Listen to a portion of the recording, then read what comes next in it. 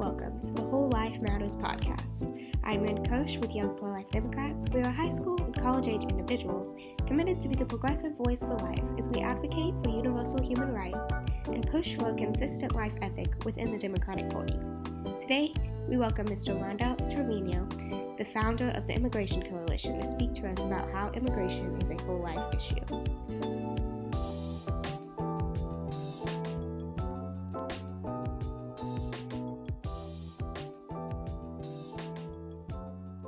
Mr. Treviño, could you take a moment and explain about what your organization does and tell us about yourself a little bit?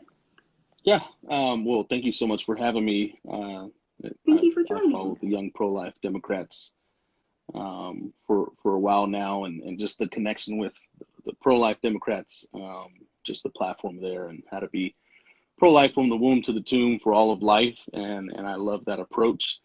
Our organization, the Immigration Coalition, again, like you said, we provide clean drinking water to Latino immigrant and migrant communities in the U.S. and along the southern border in need. We strategically partner with local leaders in communities and organizations on the ground for long-term sustainability, and we come alongside them and we fully fund and provide the clean water for needed Latinos, immigrants, and migrants.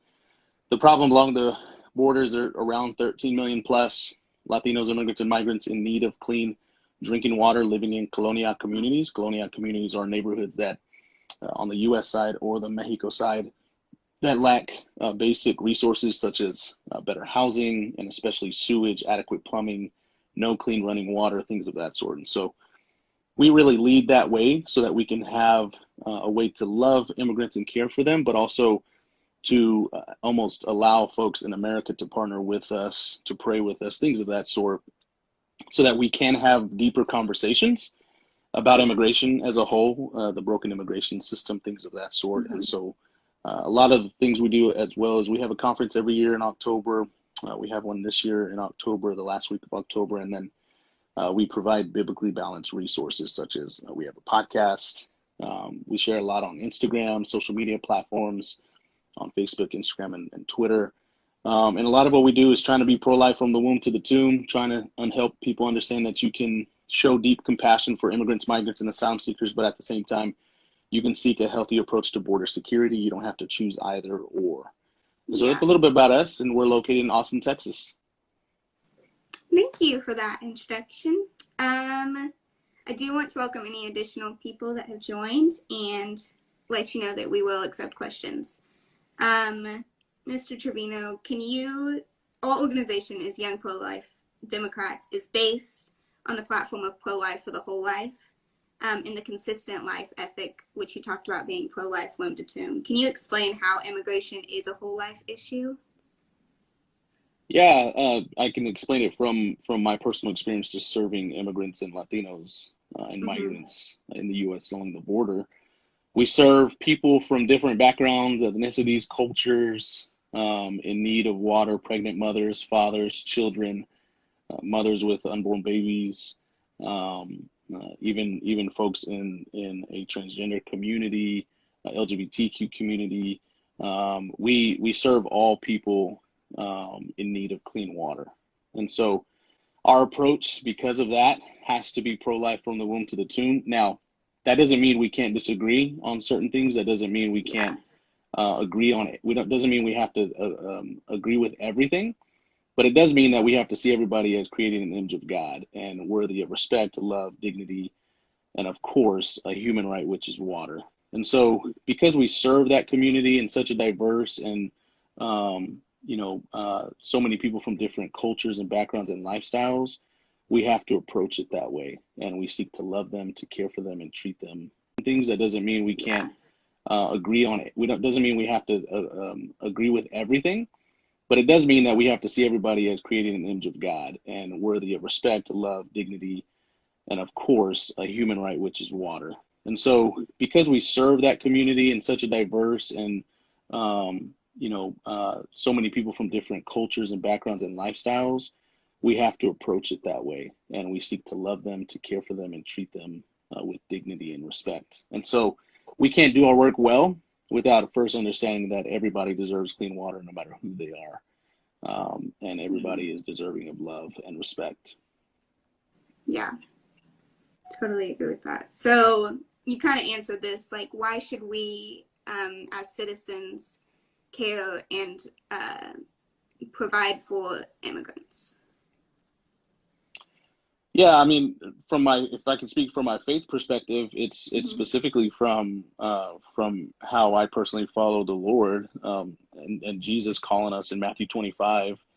I was thirsty and you gave me something to drink. I was a stranger and you welcomed me. I mean, back to back, he's talking about those who need water, we need to give them water. Those who are immigrants and migrants and refugees, we need to welcome them. And one of the best ways we can welcome them in our society is providing clean water. And because my Savior Jesus compels me to understand that, and because it says in His Word, I'm called to follow that. And so, based on that, that helps me to understand that that's important and it's needed, and it's a huge problem that we're trying to Yeah. figure out and solve. And so, Jesus compels us to do this work, and we're excited to continue to do it. One of the beautiful things about it is we're able still to partner with people who are from different religions, faiths, things of that sort, because they believe in the need for water. So that's been a Yeah. cool thing to see. Thank you for that. A big question that we hear a lot is, why don't immigrants come legally? Can you explain to us the process to become a legal immigrant and some obstacles that people might face as they're trying to become a legal immigrant? Yeah, one of the false beliefs out there is that usually when you hear people say, "Well, they need to get in line, they need to go back to their country," um, then you understand that that individual who probably says that is very uneducated on the immigration system as a whole. and once you start studying it, you understand that immigrants who are trying to come to the country and even wanting to come legally in many various countries, especially depending on your education, your background, things of that sort, it might take years. I mean, there are people in Mexico who've been waiting for 25 plus years to this day for their application to get looked at. In the Philippines, on average, it takes more than 20 years. Um, I have Wow. a I have a brother in Christ who I know really well, and he waited 15 years to come to the U.S. from El Salvador, and so because the process is so inconsistent, a lot of these families, because many of them are fleeing persecution or gang violence or wanting a better life, and they have children, they don't have 15 years. They don't trust the system to allow them to even have a chance to get an application looked Yeah. at. And so a lot of times that's why they come undocumented. We don't believe that that's okay, but because we understand that the system's really, really broken, then when they do come, my first thought as a Christian and someone who is pro-life from the womb to the tomb is not, oh, you need to get out of here and you need to go get right with the law, and then I'll love you. That's the wrong Yeah. approach. If I'm pro-life from the womb to the tomb, then I'm going to say, oh, I'm against you coming undocumented, but I also understand the system's really broken. So I'm going to show mercy because you're my neighbor and I want to get to know you and I want to help you try to get right with the law and try to find ways to get right with the law. We understand that when you do that, it's hard to get right with the law for many immigrants in the country. There are not many ways or avenues to come. I mean, you have asylum that you can do at the U.S. Mexico border, which is kind of taken off in a positive way, as we've seen Mm-hmm. recently. Under the Trump administration, there was MPP where asylum seekers and migrants couldn't. They were stuck in and along the border. But now many of them are being processed, so that's a plus. Yeah. And then those in the country can also be one way is to be employed from someone, a company, agriculture, things of that sort, so that they can have an H-1B visa. And there's really no other option than that. And so it's really complex, and it just goes to show that we do need immigration reform so that we can somehow have a better consistent process. I think if we had a better consistent process and refugee centers within these countries for them to seek asylum, and they actually hear back on a consistent basis within 2 or 3 months on their application, they actually get a chance to come. I don't think we would see the amounts of numbers coming to the border. You would see amounts of numbers, but you wouldn't see a mass amount because they would trust the system. Yeah. So this goes along with that. Like, so we think of immigration as solely a border issue. And so what are some broader policy issues that go with citizenship that we should be aware of? Yeah, so like just as in, I mean, in the sense of like trying to become a citizen. Well, Mm-hmm. yeah, right off the bat is DACA. I mean, that's probably one of the most inhumane policies. I'm thankful that it's basically DACA is a band-aid on a huge wound, Yeah. to allow immigrants who were brought here as young children without any choice in the matter, or many of them were babies brought here to the country without any choice in the matter, and they have DACA, which allows them to work and not be deported. Those individuals need a pathway to citizenship as soon as possible, because you don't blame somebody for something they never did. And DACA recipients have never come by their own choice. They were children and babies. And now the average age is like 25 or 26. So they've been living here for years. And many, I mean, there are bad apples in every group, right?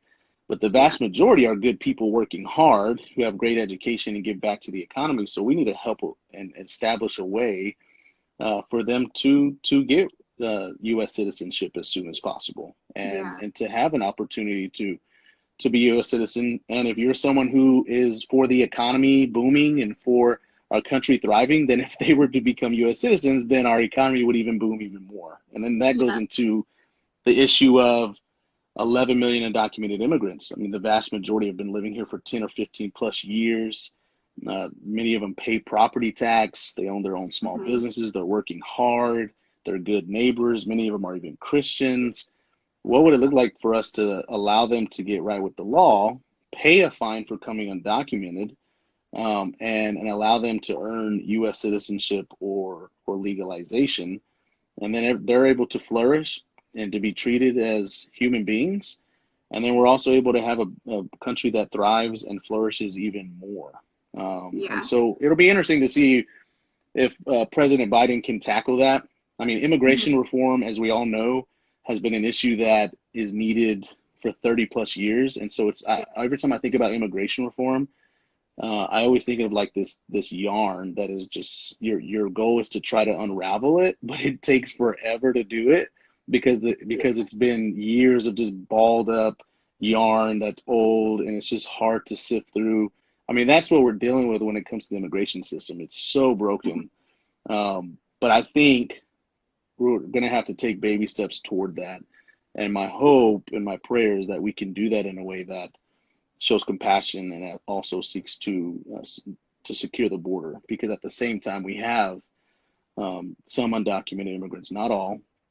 The vast majority are good, but there are some undocumented immigrants who do come and smuggle people, and they smuggle drugs, and we have to pay attention to that, because I think a part Yeah. of being pro-life from the womb to the tomb is not just loving my asylum seeking and migrant and immigrant neighbor, but also loving my American neighbor and wanting no drugs and no human trafficking to come into the country, and we need to seek border security to stop that too.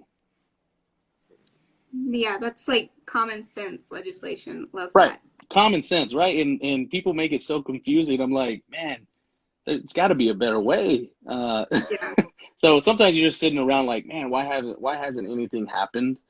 And I Mm-hmm. think for the Immigration Coalition, one of the reasons why we started focusing on water was really wanting to give people a better opportunity and way to practically help other than calling the representative. So you could do that, but also why don't Mm-hmm. you help us provide water?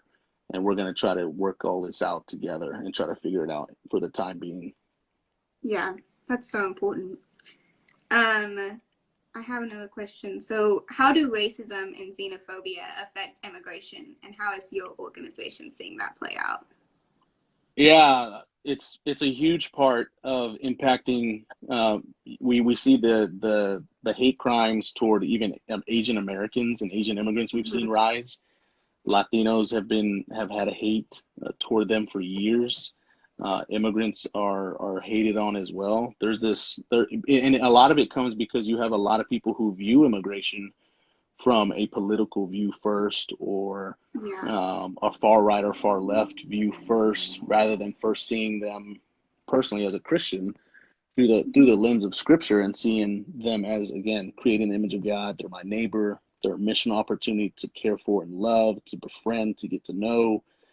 And so because of that, and because people view immigration from political lenses oftentimes, then they're going to believe everything that their respective candidate or favorite political party says.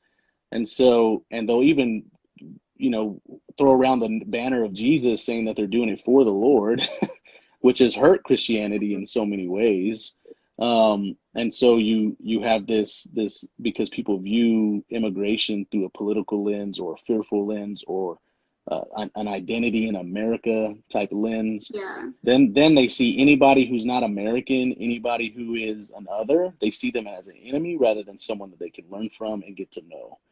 And so Yeah. it's like, oh, then my best approach is, why is this brown skinned Latino immigrant guy coming to this country and they're not educated? They're criminals, or there's a stereotype. And so you see a lot of hate out there because of that, particularly from, I mean, just to be honest, from specifically right wingers who are extremists. And you see that thing around, which is that Christian nationalism, that extremism that has hurt and traumatized many immigrants and Latinos and Asians, and even Black immigrants out there, who are trying to do better, and who majority of them are good people.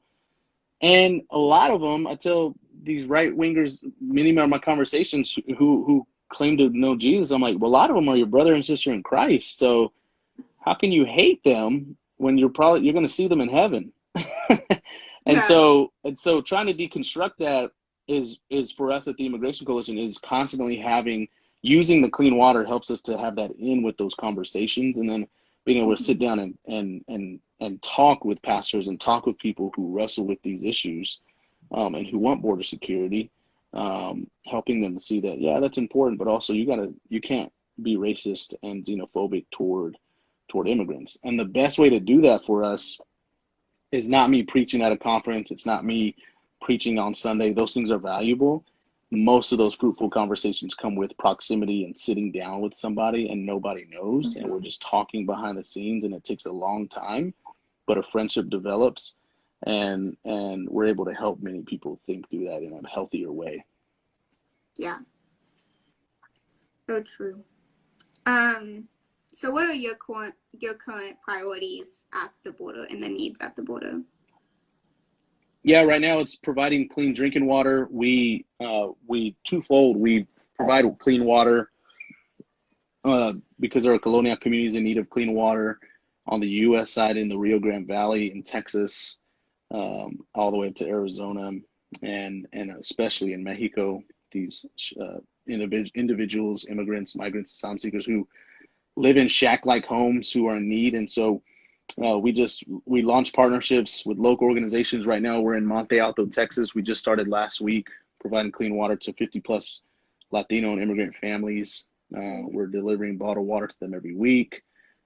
Before that, they didn't have clean running water or adequate sewage. Many of them, live in trailer park homes, if you will, without any structure in the homes. And so we're also partnering with an organization in San Luis, Mexico, in Arizona area, right across from Yuma, Arizona, in a colonia. We're providing clean water to a migrant farm working community, around 25 plus families, 120 people total. Every Friday we deliver water to them. We just started last week, and we're looking to go into more communities. And on top of that, consistently being in those communities, providing water, and on top of that, we're learning that there are also Latino immigrant and migrant communities around the country, in cities in the U.S. Because we live here in Austin, we've been able to do some good work recently because of the Texas storm. Many of them can't afford water bills. They don't have work. They're in poverty. The apartment complex may not have adequate plumbing, so the water is not coming out clean. We've been able to provide water to them as well.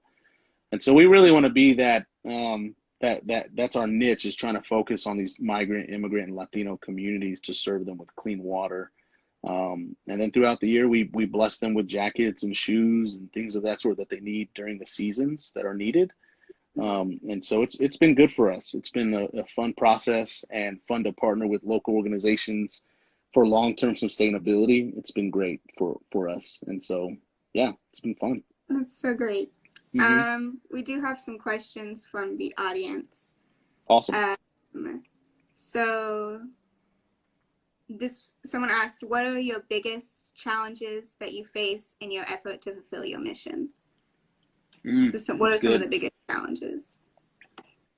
I think some of the biggest challenges are having to make sure that there's so many needed communities out there along the border. As I said earlier, there's 13 million plus Latinos, immigrants, and migrants in need of water.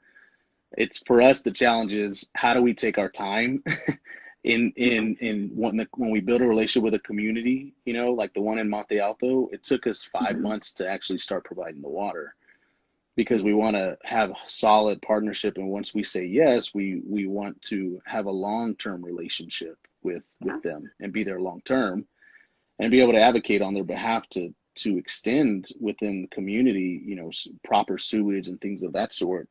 And so for us, I think it's patience, being willing to take our time. We want to be in 50 communities. I do personally. I want to be in 50 communities within a year, but for long-term sustainability wise, in order to last longer and to really impact a community, it just takes time to do that. And so we have to be willing to take our time to pick our partners wisely. And then the partnership, figuring out the partnership is really important, because we strategically partner with these local organizations and leaders, and they're on the ground providing the water, or delivering the water, or at least on the ground in some kind of way. And we fully deliver it through a water company or our own delivery services. And so, working through that is important as well. So just being patient and then working out a solid partnership that allows us to create that sustainability. I have another question. How have you personally seen the impact of family separation impact immigrants at the U.S.-Mexico border? Yeah, it's been devastating. When we were in the tent camp in Matamoros for 8 months, we actually just transitioned out of there because they've finally been processed, which is great. And we use that as a way to launch, to provide more water in other communities, because that Matamoros camp wasn't the only one. It's only one of thousands. But seeing the family separation there and the trauma when we were in the tent camp, seeing the trauma that many of the children have faced, and even if they're joyful, they were happy. They don't even know the trauma that they've endured. And so I think for me, the stories that I've heard, the people that I've seen, it's just the trauma that they're going to have to deal with long term. That's devastating to me. Especially if they're a child. Thankfully, we've seen some policies that have come across where they're actually able to reunite. But again, there was a stint of time where they were separated. And so you have to deal with that, right? You have to deal with that trauma. And so I think just the long-term trauma that many will face is devastating, even in the midst of them coming back together. And so that's sad to understand and realize. I have one more question. You mentioned the Biden administration. How has the change in administration affected life at the border? Have you seen any direct, real impact of that? Ask that one more time. How has the change in administration affected life at the border, and have you seen any direct, real life impact since the change in administration? Well, yeah, I think the change in administration has definitely allowed it to be more welcoming to the country. And so that's why I think you see that tent camp in Matamoros has already been processed within a month. They were processed finally. Under the Trump administration, they were there and just stacking up the numbers of people. But under the Biden administration, he's been able to process them. So that's been a plus. At the same time, with that, what happens with that, because we have a broken immigration system, because we don't have a trusted system where people's applications can get looked at on a consistent basis, now we're seeing unaccompanied minors coming at a high rate. I think I read an article today around 500 plus unaccompanied minors come across the border and go into Border Patrol custody. And so they're doing their best. It seems like they're in shelters, obviously, right? But I think the Biden administration's, trying to do their best to try to figure out, what do you do with this influx of children? Do we reunite them with the families back home, or do we process them so that they can go through, shelters, long-term shelters here in the U.S.? And one of the interesting things is when those things happen, it's really hard for organizations like myself to get in contact and to try to serve, because I think DHS and the USCIS organizations, the government, they keep it very, serving these migrants, it's very to themselves, if you will. They don't just open it for the community to serve. And so the best way for us is trying to call our representatives, asking them what's going on, what's happening. And I think you've seen some stuff where it's like, oh, it's wrong that migrant children have been detained in shelters. And I agree at the same time. But while at the same time, I'm like, well, what else are you supposed to do? And if they can be in these shelters, and maybe you send them better, like FEMA was sent down there. If there's food, if there's adequate bedding, maybe it's helping in some kind of way until they can find something and find some type of temporary housing or family in the country that they're looking for, which takes time, right? And so my prayer is that it's they're being treated humanely, they're being cared for, and hopefully there can be a better process there when it comes to caring for migrants. So we'll see. Yeah. So as we conclude, what are some practical ways that our young listeners can be a part of what you are doing at the Immigration Coalition? Yeah, I would say you can easily go to our Instagram page. You can see the work that we're doing. You can click on our website. You can go to theimmigrationcoalition.com. And one of the cool things we do is we allow individuals, whoever they are, to sponsor a migrant, Latino, or immigrant along the border where we're serving to provide them with clean water. And it's only $4 a month to provide a migrant or Latino or immigrant with clean water. That's $1 a week. That's pennies a day. It's cheaper than a small coffee at Starbucks. And so folks can click on the link in our bio and set up recurring giving to partner with us to provide clean water for a migrant and Latino and immigrant. Or they can go to the same link in our bio and sponsor a migrant, Latino, or immigrant for the entire year with clean water for $48.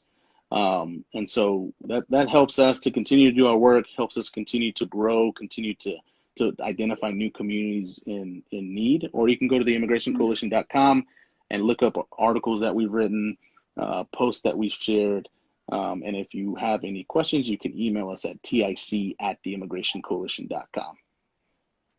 Thank you so much. So thank you for joining us today. If you're in our audience and are high school or college age, we would love to know if you would like to join us. So DM with any questions to Young Pro-Life Democrats.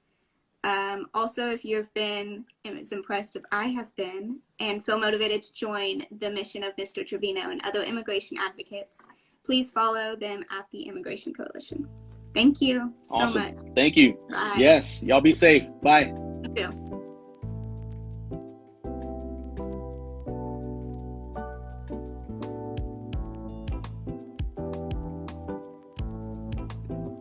Thank you for tuning in to the Whole Life Matters podcast. I am Lynn Koch, and we are Young Pro-Life Democrats. You can find us on Instagram and on our website at ypld.democratsforlife.org. Be sure to join us again as we learn more about these whole life issues.